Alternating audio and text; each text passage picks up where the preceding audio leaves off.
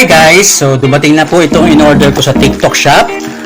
Soon po gagawa ako ng DIY na dishwashing liquid. Ayan po ang kanyang dishwashing liquid kit. Kompleto po yan kung paano gagawin. Ganun rin po akong sinave na video from TikTok kung paano gagawin yung dishwashing liquid natin. So ito po siya. Then order din ako ng sticker. Kasama po yan. 30 pesos per 15 pieces na sticker. So ayan po. Order ako ng 50 pieces na sticker. So ayan po siya. Tapos bili din ako sa marketplace ng pet bottles. Ayan po aking paglalagyan pag nagawa ng ating dishwashing liquid.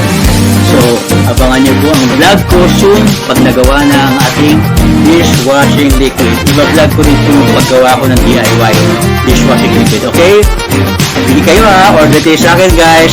Thank you so much. God bless everyone and stay safe.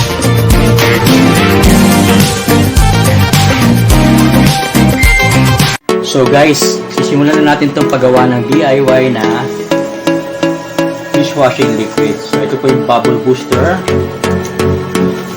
Halo. Magkasunod daw pong ibuhos. Pati itong surfactant. Magkasunod siya ibuhos. Haluin habang binubuhos. Haluin muna natin.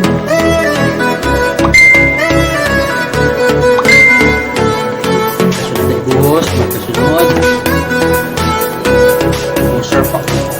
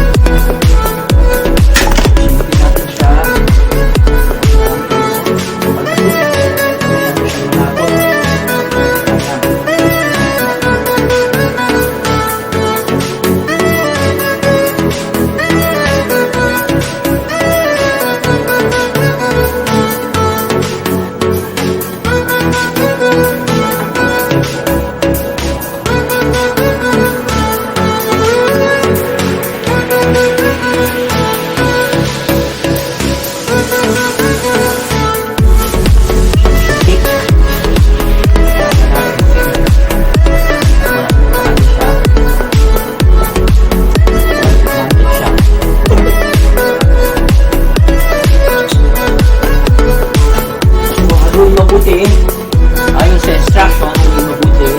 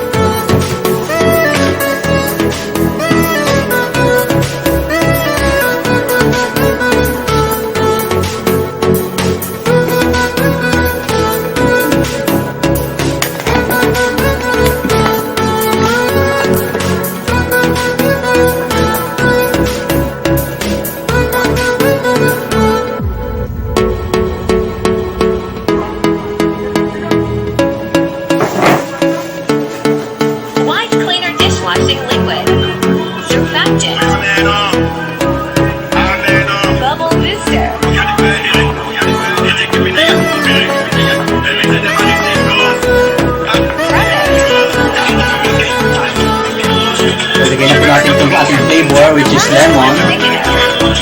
If you would like to try and make your own DIY dishwashing kit for your home or two, put up your own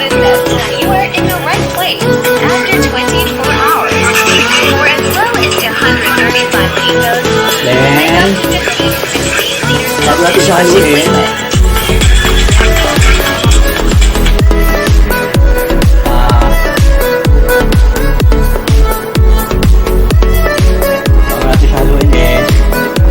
ibababad natin siya for 20 minutes. So, kailangan natin mag-timer ng 20 minutes po. So, timer starts now. Okay.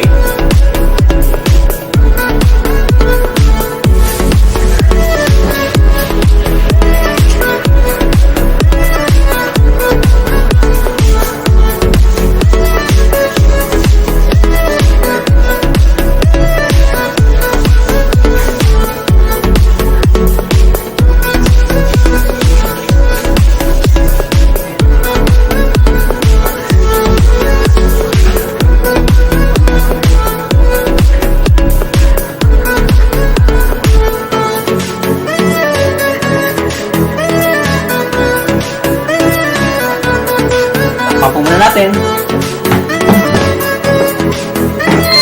So, ayun na guys, nagbabad na siya ng 20 minutes. So, haluin na natin siya mabuti.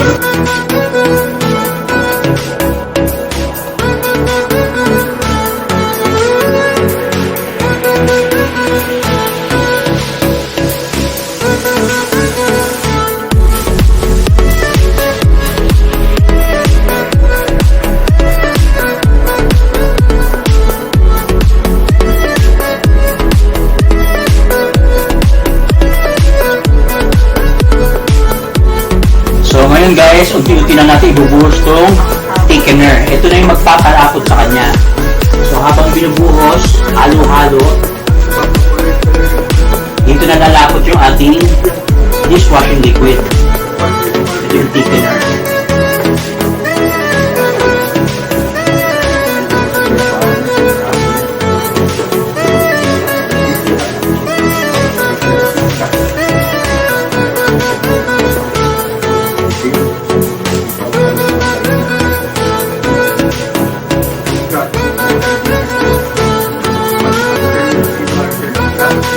Habang tumatagal, bumibigat po, kaya kailangan malakas talaga yung kamay mo paghalo. Kasi lalapot siya bumibigat. Mahirap haluin.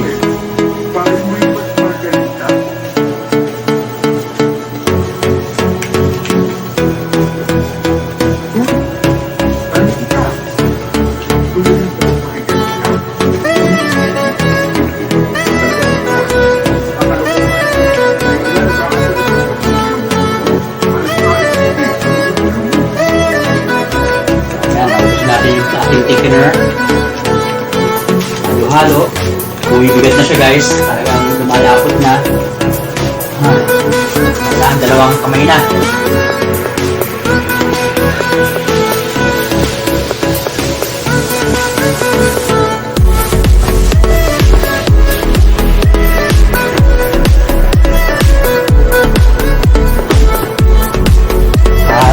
Halo-halo. After nito guys, ibababad natin siya for 24 hours. 24 hours siya.